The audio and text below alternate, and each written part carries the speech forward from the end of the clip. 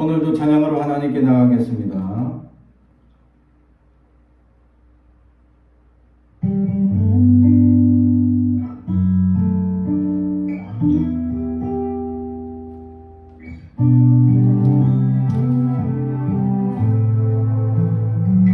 고달픈 삶의 은혜도 무너지고 또 사라질 것에 내 맘 두네. 헛되고 헛된 것들을 바라보며 그 은혜로 놓치며 살았네. 주어진 삶을 묵묵히 살아가며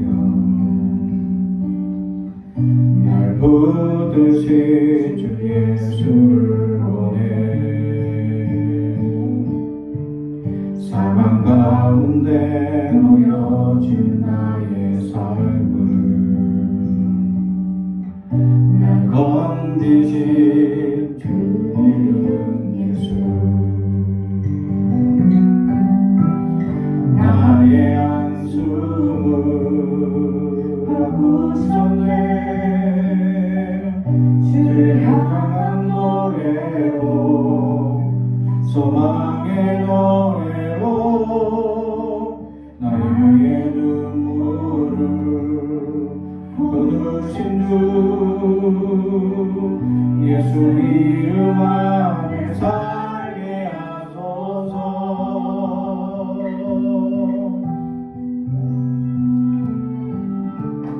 주어진 삶을 묵묵히 살아가며 날 붙드신 주 예수를 보내. 사망 가운데 놓여진 나의 삶을 날 건지신 그 이름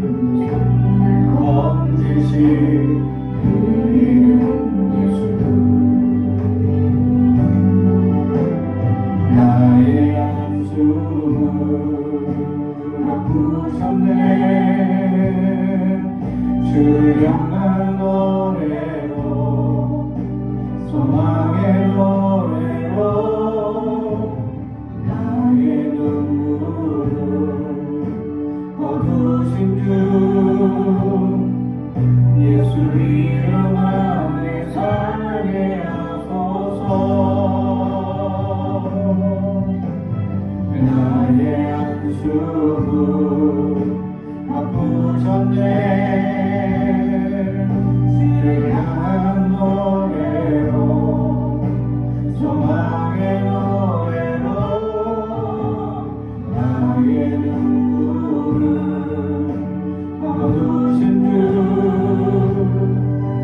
예수 이름 안에 살게 하소서.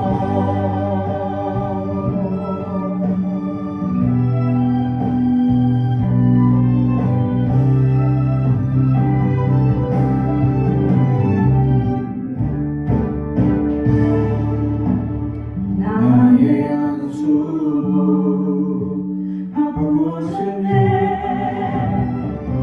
주를 향한 노래로 소망의 노래로 나의 눈물을 거두신 주 예수 이름 안에 살게 하소서. 예수 이름 안에 살게 하소서. 예수 이름 안에 살게 하소서.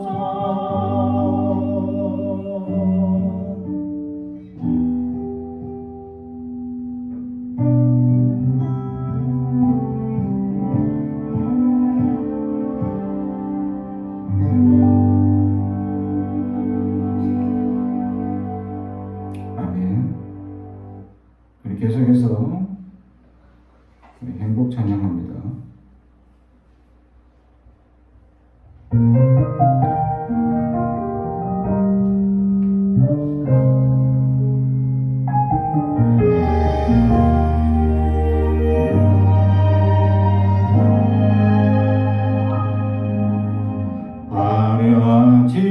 않아도 정결하게 사는 삶, 가진 것이 적어도 감사하며 사는 삶, 내게 주신 작은 힘 나눠주며 사는 삶, 이것이 나의 삶의 행복이라오.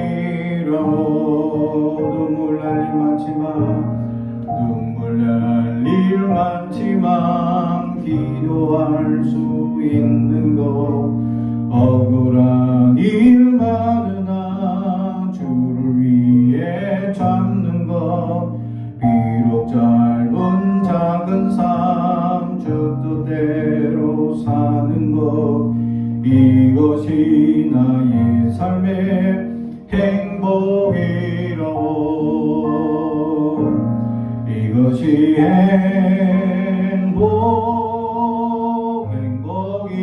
행복이라오.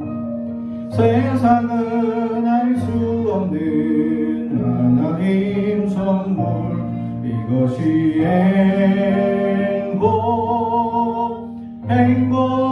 행복이라오. 하나님의 자녀로 살아가는 것, 이것이 행복이라오.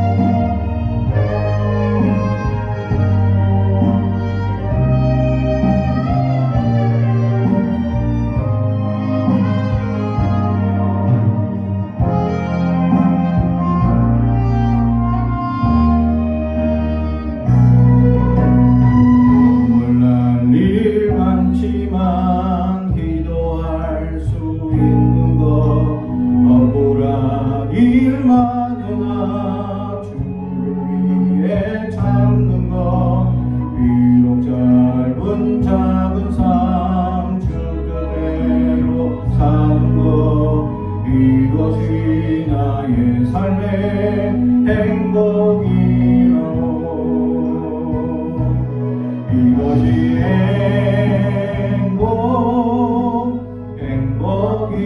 행복이라오. 세상은 알 수 없는 하나님 선물, 이것이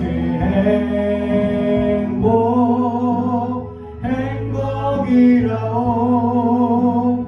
하나님의 자녀로 살아가는 것, 이것이 행복이라오.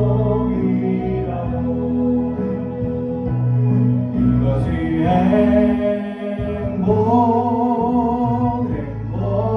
행복이라오. 세상은 알 수 없는 하나님 선물, 이것이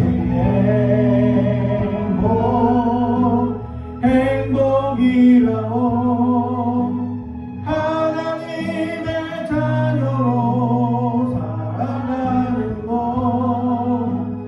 이것이 행복이라오.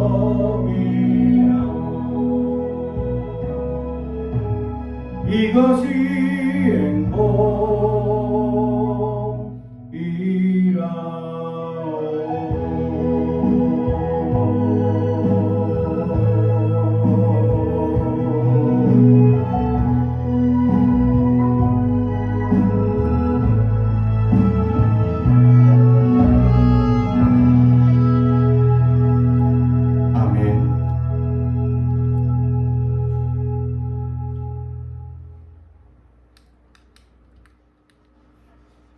오늘 우리에게 주신 하나님의 말씀은 시편 137편 1절에서 9절까지 말씀입니다. 하나님의 말씀을 경청해 주시기 바랍니다. 우리가 바벨론의 여러 강변 거기에 앉아서 시온을 기억하며 울었도다. 그 중에 버드나무에 우리가 우리의 수금을 걸었나니 이는 우리를 사로잡은 자가 거기서 우리에게 노래를 청하며 우리를 황폐하게 한 자가 기쁨을 청하고 자기들을 위하여 시온의 노래 중 하나를 노래하라 함이로다. 우리가 이방 땅에서 어찌 여호와의 노래를 부를까? 예루살렘아, 내가 너를 잊을진대 내 오른손이 그의 죄주를 잊을지로다. 내가 예루살렘을 기억하지 아니하거나 내가 가장 즐거워하는 것보다 더 즐거워하지 아니할진대 내 혀가 내 입 청정에 붙을지로다. 여호와여, 예루살렘이 멸망하던 날을 기억하시고 에돔 자손을 치소서. 그들의 말이 헐어버리라 그 기초까지 헐어버리라 하였나이다. 멸망할 딸 바벨론아, 내가 우리에게 행한 대로 내게 갚는 자가 복이 있으리로다. 내 어린 것들을 바위에 맺히는 자는 복이 있으리로다. 아멘. 우리 가슴에 손을 얹고 축복에 원합니다. 나는 하나님의 사람입니다. 축복의 사람입니다. 우리 가정은 영원히 잘됨같이 범사가 잘되고 강건하시는 가정입니다. 우리 교회는 번성하고 창대하게 되며 하나님의 언약이 이루어지는 교회입니다. 아멘. 오늘 말씀의 제목은 탄식이란 제목의 말씀으로 은혜를 나누고자 합니다. 오늘 말씀은 어느 시인이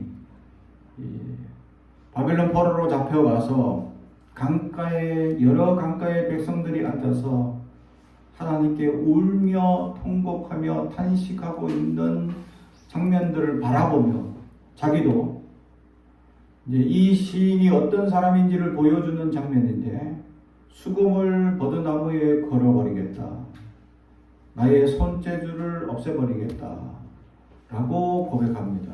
다시 말해서 그는 아마 예루살렘에서 수금으로 찬양을 인도하든지 찬양을 부르든지 하던 그런 사람이었을 것이다 라는 거죠. 그리고 포로로 잡혀오니까 네가 수금을 할 줄 알아? 그러면 노래 불러봐라 하고 사람들이 시키다라는 거죠. 이것이 수치고 부끄러움이고, 정말 하나님을 찬양하던 사람이 세상 노래를 불러야 하는 어마어마한 연약함을 보여주고 있었다라는 사실이죠. 그래서 내 이 수금을 이 강가에 있는 버드나무 가지에 걸어버리고 또 내 손재주를 없애겠다라고 고백하고 있는 탄식의 시입니다. 하나님께서 이스라엘 백성들을 바벨론 포로로 잡아가셨죠. 그래서 많은 백성들이 여러 강가들에 흩어져 살면서, 강가가 아니더라도 내륙에 살더라도 사람들이 강가에 나와서 탄식하며 하나님을 부르짖고 기도하고 있었다라는 말씀이죠. 왜 강가에 나왔을까? 아마 자신들의 지금 고통과 아픔과 또 종살이의 연약함과 나약함 속에서 지금 위로할 곳을 찾는 장소로 강가를 찾아서 하나님께 나아가 그 강가에서 강을 바라보며 탄식하고 있었다라는 겁니다. 사람이 이 강을 바라보게 되면 차분한 마음이 든다라는 거죠.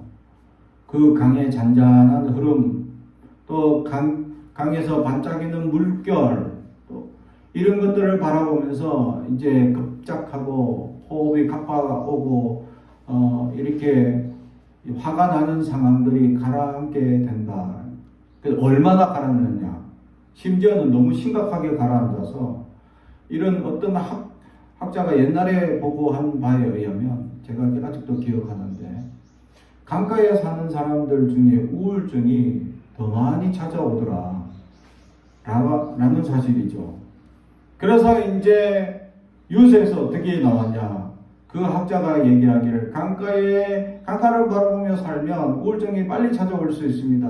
그러니까 강가를 멀리 떠나십시오. 그러면 이제 그 기자가 얘기를, 그러면 강변에 있는 땅들은 다 이제 집값이 떨어지겠습니다 라고 얘기했는데 지금 반대죠. 우울증이 빨리 찾아와도 강변에 살겠다 하면서 이 집값은, 강변 집값이 더 오르는 기이한 현상이 나타납니다. 그만큼 우리가 강을 바라보면 마음이 차분히 가라앉는다. 얼마나 가라앉느냐. 그냥 아무 상황이 없을 때는 우울증이 찾아올 정도로 이렇게 마음이 가라앉기 때문이죠. 우란과 한을 가지고 있는 이스라엘 백성들, 바벨론 포로로 잡혀와서 지금 어찌할 바를 알 수 없는 고통과 이 어려움 속에 있는 그들. 그래서 그들은 지금 하나님 강가에 찾아와서 하나님께 탄식하며 부르짖고 눈물을 흘리고 있다라는 사실. 우리 인생을 살아가면서 우리에게도 이러한 고통이 찾아옵니다. 그리고 이 고통 속에서 우리는 어려움과 눈물을 동일하게 흘리며 하나님을 찾는 탄식이 있을 수 있다라는 사실이죠. 랜디 벡턴이 지은 당신이 고통당할 때 함께 고통당하시는 하나님이라는 책에서 고통이라는 말을 들을 때 우리는 대부분 자연스럽게 악을 생각합니다. 악이란 말은 우리의 유익과 전적으로 반대되는 관련된 모든 요소들과 사람들을 떠오르게 합니다. 그래서 우리는 고통에 대해서 이야기할 때 육체적인 또는 정신적인 아픔, 어떤 유형의 파괴, 손실, 비탄 혹은 상처 등을 이야기합니다. 고통은 개인적인 경험으로 각 사람의 고통의 말을 자기 나름대로 정의하여 고통이 각자의 삶에 남겨놓은 상처를 보여줍니다. 왜 세상에 고통이 존재해야만 하는가? 라는 질문에 대한 과학적인 혹은 역사의 바탕을 둔 대답은 없습니다. 때로 특별한 고통에 대한 특별한 원인이 있는 경우도 있습니다. 그러나 논리적으로 당연하면서도 과학적으로도 그 원인이 분명한 좀 더 광범위한 대답이라 확실히 찾을 수는 없습니다. 피처는 행동과학을 연구하는 박사인데 그 사람은 원시시대의 여러 민족들이 고통에 대한 문제를 초자연적인 종교 영역의 것으로 여겨진다라고 말합니다.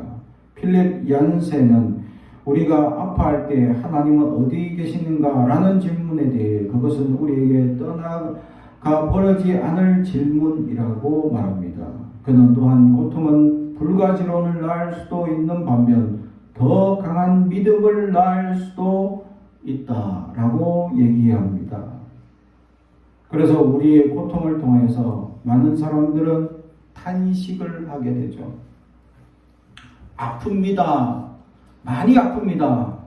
정말 매우 아픕니다. 하며 탄식하며 눈물 지을 때가 있습니다. 우리 인생을 돌아보면 수많은 탄식들에 덮어진 삶을 보게 됩니다. 어떨 때 보면 행복은 잠시였고 탄식만 가득하지 않은가라는 것을 돌아볼 때가 있습니다. 탄식이 우리의 고통이 우리를 늘 이끌어가기 때문에 탄식이 따라올 수밖에 없다라는 사실이죠.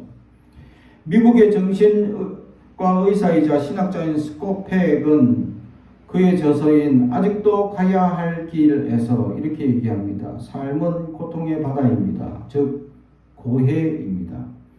이것은 삶의 진리 가운데 가장 확실한 진리입니다. 그러나 이러한 평범한 진리를 이해하고 받아들일 때 삶은 더 이상 고해가 아닙니다. 다시 말해 삶이 고통스럽다는 것을 알게 되고 그래서 이를 이해하고 수용하게 될 때 삶은 그다지 고통스럽지 않을 수 있습니다.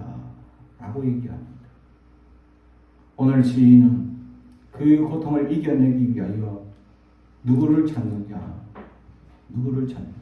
우리의 삶에 있어서 우리는 끊임없이 고통의 바다를 살고 있는 삶이죠. 그리스도인으로 살아간다면 반드시 삶이 녹록지는 않습니다.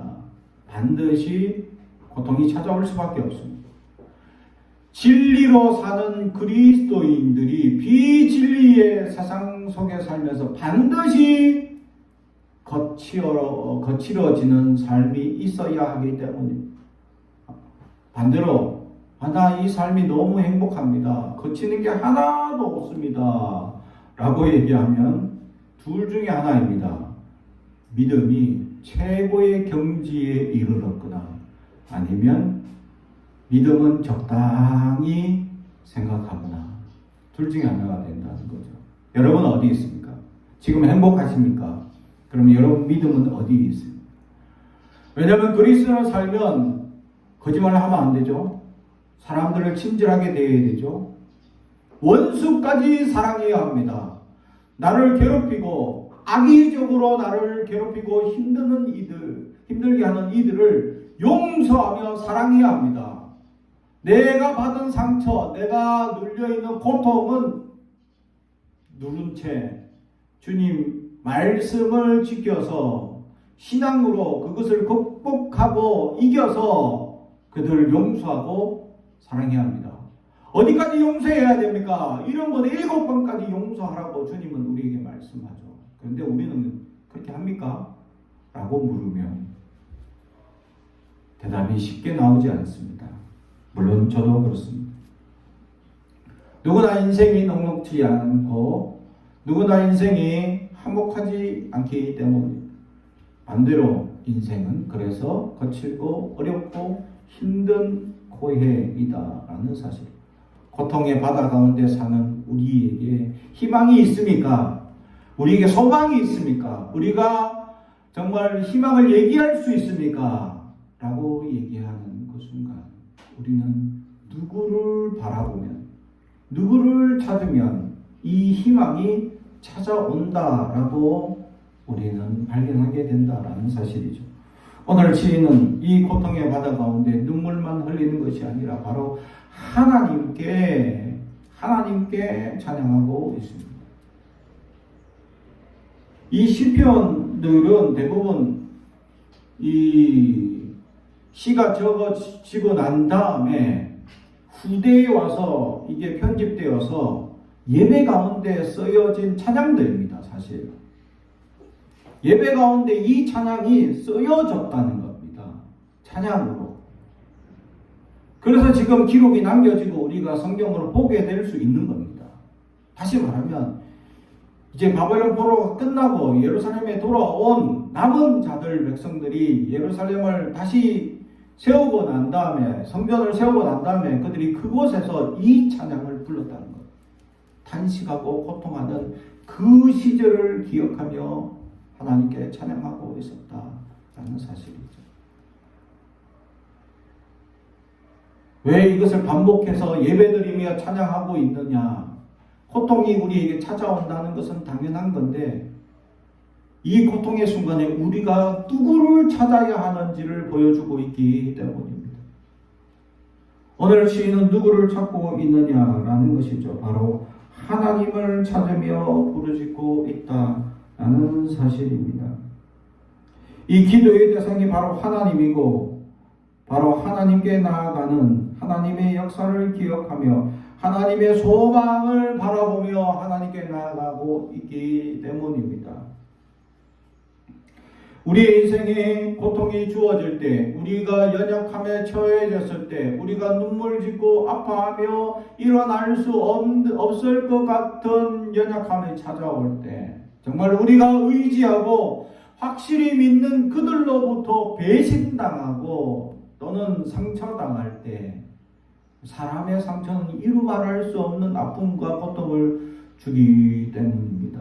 그럴 때 그 사람은 그 대상을 부르는 순간 가족 또는 그 어떤 누구를 부르는 순간 눈에서 눈물이 마르지 않는다라는 사실이죠. 가장 신뢰하고 믿는 이들로부터 당하는 배신이야만큼 더 큰 고통을 주고 아픔을 주기 때문입니다. 마치 크나큰 엄청난 충격을 받는 것과 동일하다라는 거죠. 그 고통은 우리를 연약하게 만들고 엄청난 충격을 주기 때문에 그 충격은 준비되어 있는 충격은 어느 정도 이겨낼 수 있습니다. 그죠? 제가 군대 가기 전에 군대 얘기를 너무 많이 들었어. 제대한 형들로부터. 군대는 이렇다 이렇다 하는데 그 고면들 중에 가장 좋은 고면이 뭐였냐? 그때 선배 한 분이 이 얘기를 합니다. 갓 제대하셨는데 군대 가면 엄청난 고통이 다가온다는 거죠. 낯선 환경에서 낯선 사람들이 모여가지고 또 조교들이나 이런 간부들이 위협과 협박과 폭언이 난무하는 그곳에서 살아남을 수 있는 비결은 딱 한 가지인데 밥 먹는 시간 반드시 지켜준다. 얼차례를 주고 죽을 것 같이 뛰게 만들고 힘든 훈련을 하는데 밥 먹는 시간은 반드시 지킨다. 왜냐하면 군법에 정해져 있기 때문에 이걸 어기는 순간 그 식사 시간을 초과해서 훈련시키는 조교나 또는 이게 누가 있다면 그거는 바로 영창가해야 되기 때문입니다. 라는 사실이죠. 그래서 조교들이 꼭 이렇게 한다는 거죠. 밥 먹기 직전의 시간에 이제 밥을 안 준다는 겁니다. 말로 협박을 하는 거죠. 밥 안 줘. 너희들 밥 먹을 자격이 없어. 그래서 꼭 밥 먹기 직전 1시간 전에 엄청난 이 훈련에 고통을 준다는 겁니다. 이 호흡만 느끼면 그 1시간만 버티면 반드시 밥을 준다. 그래서 진짜 훈련소 가서 긴장되고 훈련을 받는데 진짜 이 사격 훈련이라고 제일 이제 엄하고 엄청난 훈련을 하는 시간인데 그때는 정말 점점 아침부터 갑자기 급작스럽게 고통을 주는 시간이 주어집니다. 아침부터 훈련시키기 시작하더니 10시쯤 되니까 최고의 클라이막스가 딱 오더니 너희들 밥 먹을 자격이 없대. 정말 다들 사격 자세가 너무 안 좋아서 계속 뒹구르고 괴롭히는 겁니다. 그래서 더 힘들게 구를 것이다. 온갖 말로 협박을 다 하는 겁니다. 근데 12시 딱 되니까 그만 앉아. 끝입니다. 그냥. 저는 몇 번만 버티면 되겠구나. 그래서 정신적으로 그 데미지가 크지 않았어요. 미리 알고 있으니까 아무리 고통을 줘도 밥 먹을 시간 지키니까 그 시간만 딱 그때까지만 버티면 돼. 시계를 딱 보면서 몇 분 남았네? 몇 분 남았네? 이제 클라이막스로 달리겠구나. 그러면서 더 힘들게 더 어렵게 굴리는데 나는 몇 번만 버티면 돼. 근데 그걸 모르는 친구들은 죽을 듯이 정말 괴로운데 이게 매일 언제까지 끝날지 모르니까 힘들. 나는 조금만 버티면 돼. 괜찮아. 요거 좀은 괜찮아 하고 버텼던 거죠. 그러니까 정말 딱 12시 되는 순간 그만 끝나. 그리고 저녁 시간 6시니까 5시 되면 그만 딱 끝나고 바로 밥 먹으러 가자. 그 시간만 버티니까 알고 버티니까 견딜 수 있는 거예요. 근데 모르고 당하면 엄청난 고통이 있고 시련이 있는 거죠. 인생은 모르고 당하는 겁니다. 그래서 모르기 때문에 어떤 경우의 수를 당할지 알 수가 없는 겁니다. 수많은 사람들을 만나고 수많은 사람들과 교류하고 근데 나는 전심을 다해 그 사람에게 다가갔는데 상대방은 자신의 감정을 속이고 우리를 이용하는 사람들이 많다라는 것. 그래서 사람들에게 당하는 이 상처가 오래 가게 되고 이게 쉽게 치유가 되지 않는다라는 사실이죠. 그래서 고통은 늘 우리 삶의 자리에 머물러 있게 됩니다. 그래서 연인에게 상처받아서 헤어진 사람들은 다시 만남을 주저합니다. 두려워하고 또 그런 사람을 만날까 싶어 주저하다 보면 혼자 살게 되게 돼버립니다. 사람들은 그런 상처들을 쉽게 저버리지 못하죠. 오늘 성경은 이런 말로 할 수 없는 탄식, 고통을 당하는 백성들의 모습을 보여줍니다. 자기의 고향이, 자기의 나라가 무너졌어.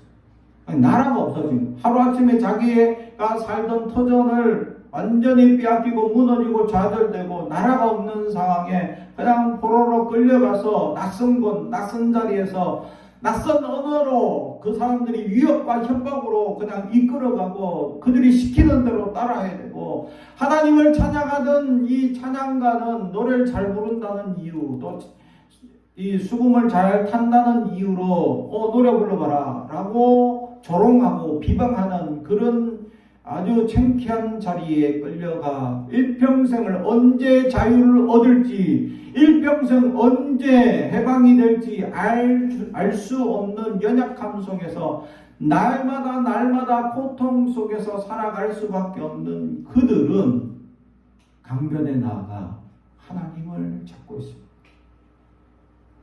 우리도 우리의 삶의 고통이 다가올 때에는 하나님을 찾아야, 하나님만이 우리를 회복시키고 하나님만이 우리와 함께 하시고 하나님만이 우리의 모든 연약함을 세워주기 때문입니다. 두 번째로는 단식할 때에 어떤 단식이 가장 옳은 단식일까, 바른 단식일까? 단식의 정답은 없습니다. 단식의 정답은 지금 내 마음 그대로를 하나님께 다 쏟아붓는 겁니다.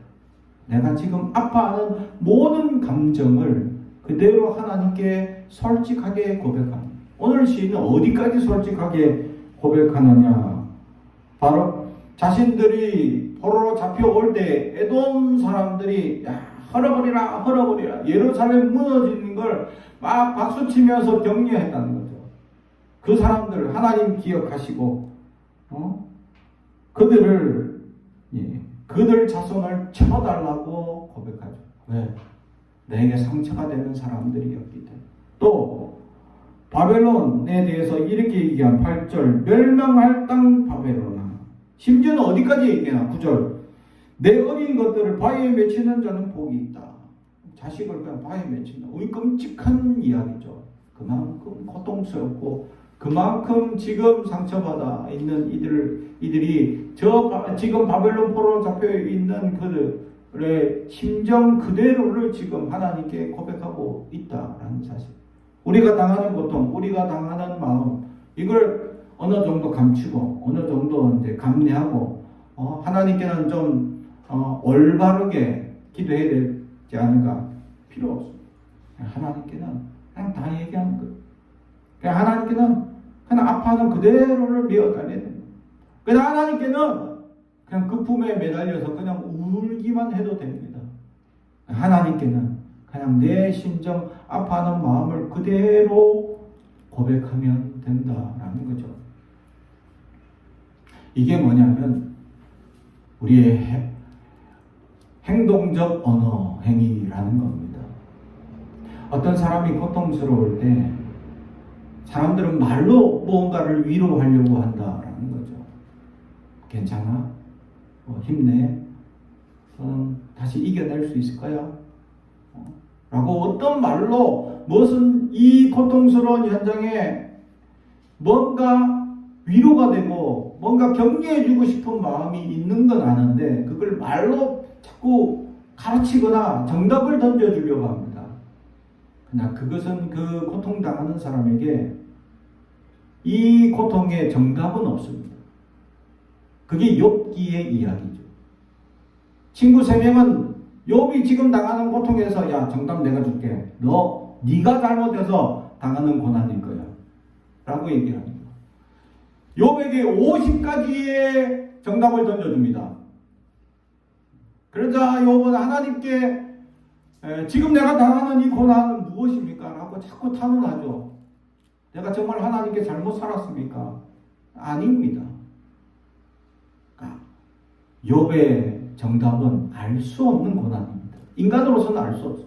그래서 성경에서는 제시하고 있죠. 이게 사탄과 하나님의 대결, 전능하신 하나님이 인간을 통해서 역사하시는 축복 때문에 저 인간이 하나님 믿지 저 축복 다 뺏어가면 하나님 안 믿습니다. 라고 하는 그 대결 가운데, 그래, 그 중에 그러면 욕 한번 네가 시험해봐라. 라고 시험의 대상이 된 것 뿐입니다.